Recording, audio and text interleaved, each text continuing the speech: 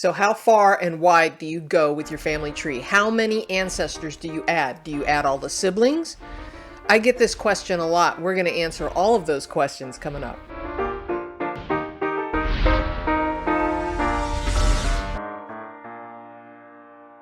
Welcome back to another episode on Genealogy TV. My name is Connie Knox. If this is your first time here, make sure you hit the like button if you find value in this video. So let's talk about this for a minute. We've got a family unit here. We've got Bob, Sally, and the 3 kids. And so what do we do here? Do we actually add maybe Bob's family? So let's say Bob has some siblings. He's got a sister and a brother. And of course, we would add his parents as part of our family history research. But do we also add Sally's 4 sisters? And we would probably add the parents, but do we add all these people? These are questions a lot of people have. What about the descendants, the grandchildren of Bob and Sally? And as you know, this group, this family group that we're looking at can get quite wide and large. And so the area in yellow there is our target ancestors. And so this is something that we need to pay attention to. So let's go all the way back. Here we have Bob, Sally, and the 3 kids. This is the answer to your question. The question is, how far and wide do we go?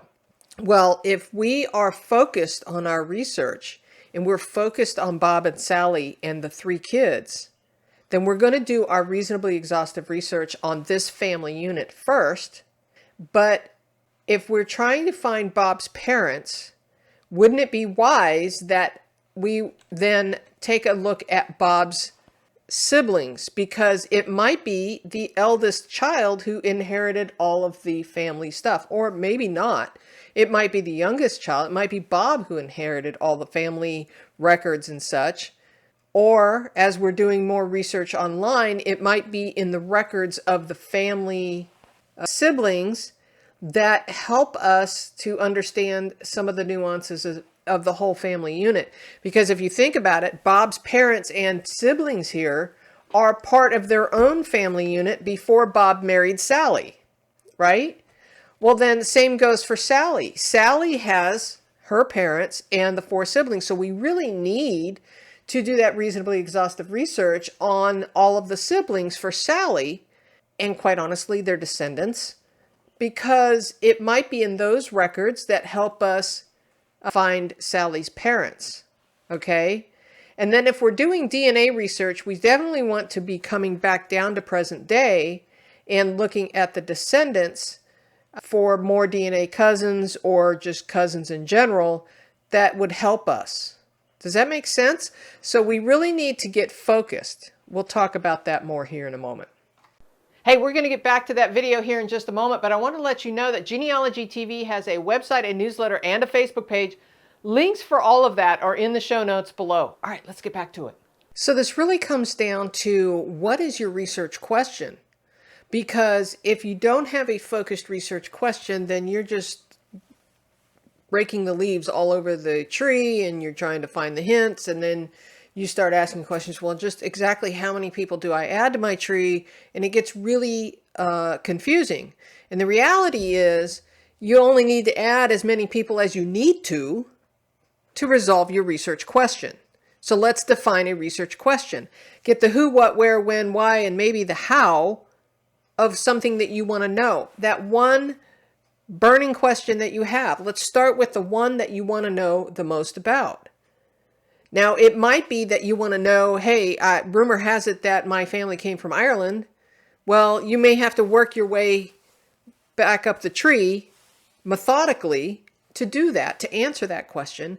But define a research question. That is where you start. That is where you start to answer this question, how many people do I need? It's going to be figure out who that research question is about, what it is, where were they, you know, all of that. So here's a good example of a research question. Charles Booth, who lived from 1682 to 1713, died in Chester County, Pennsylvania, and was married to Elizabeth Conway in 1705 in Delaware, Pennsylvania. Quaker records show evidence of their marriage, and estate records prove his death. No records have yet been found revealing where Charles Booth was born. Where was Charles Booth born? So let's take a look at Charles Booth in the tree. So here's Charles right here. And if you notice, I don't have any siblings showing here. In fact, I don't have his parents, which is probably why I don't have his siblings. So am I going too fast? Have I jumped back too far too fast? In this case, probably yes. What I really need to do is define a research question that around Thomas Booth, because I don't have his siblings here either. There's no little arrow here showing me that there's other siblings out here, right? So if I've gotten everything I can about Charles Booth's grandchildren, and I've done that reasonably exhaustive research, I've got everything I can on these people, and I have taken that evidence, I have compared that evidence, the birth, marriage, death, all that data.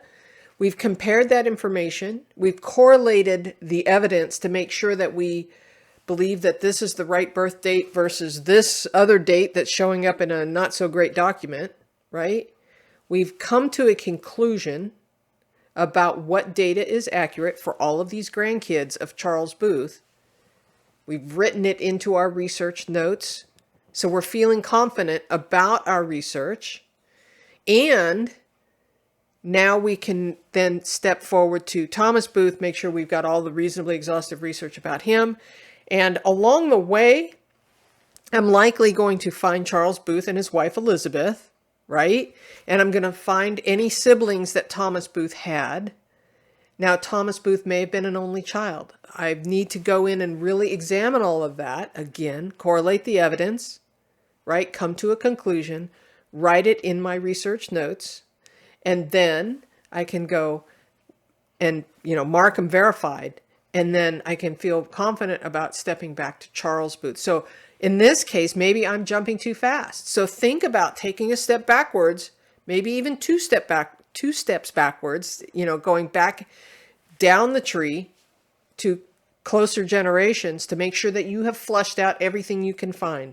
Everything is documented, and then move back. Now, admittedly, this slows your process down. People want to hurry up and go find out where they came from in Ireland, right? Slow down, because you don't want to make a mistake. You don't want to end up spending hours, months, years barking up the wrong branch of the tree when it's really not your tree at all. So you want to make sure that our links are correct. So make sure that you are taking a step backwards. You've got everything you've got. Maybe redefine your research question for Thomas first, and then you can revisit the research question for Charles. So here's what I suggest you do. Take a step backwards, evaluate everything you know, take a look at that correlation of evidence, document everything, make some decisions about your data as to what's what, right? Write that conclusion, take a look at the siblings, take a look at the fan club. If you're not familiar with the fan club, that's the friends, associates, and neighbors. We can thank Elizabeth Schoen Mills for that acronym and strategy. That is where you take a look at other people that are popping up in the documents a lot that are part of that families that touch their lives. They may be friends, they may be associates, but a lot of times those people also had interaction with your ancestors and may have records that will help you as well. You want to document all of that, and then create a research plan for what you don't have, and then go research that, get it all done, verify that ancestor before you move backwards. I forgot to mention that there is a handout for this episode, so if you want the handout, all the usual places, check the description box for where you can get the handout. How far and wide do you go? You go as far as you need to resolve the research question. Everything we do in genealogy starts with a research question. It's fun to run around and rake the leaves. If you'll notice, there are a lot of leaves here I haven't raked because I get focused on one person at a time. That's where I want to go. I'm going to focus on that. I am going to rake the leaves for that person, and I'm going to gather everything I need to know. I'm going to do all that documentation that we talked about. So it all focused on the research question. So you need to go as far and wide as you need to go in order to resolve that research question. I certainly would focus on the siblings for your target ancestor or the family unit, the husband, wife, and children. I certainly would do the siblings on both the parents, for sure, and maybe down a few generations if you want to do the descendancy research, especially if you're doing any kind of DNA research. You may want to go down to present day, right? All the way down with the descendancy research so that you can map the through line. That's a whole other conversation. But reality is, what's your research question? Focus on that. And then do the reasonably exhaustive research, at least with the siblings of your target ancestors. Okay? I hope that was helpful. If so, give it a thumbs up. We'd love to see it. Bye. Hey, did you know that you can get everything I produce all in one place, commercial free? Well, now you can at the Genealogy TV Academy. For one membership price, you can get an all-access pass that includes all of the online courses, all of the YouTube channel videos dating back to 2022, early release of any new videos coming up on the YouTube channel, the live classroom instruction via Zoom, and the handouts and worksheets associated with all the videos. If you want to learn more, go to genealogytv.org/academy. I hope that was helpful. Really, the goal is just defining your focus point and what it is that you want to go after. Hey, don't forget to subscribe. There's a button around there somewhere where you can subscribe.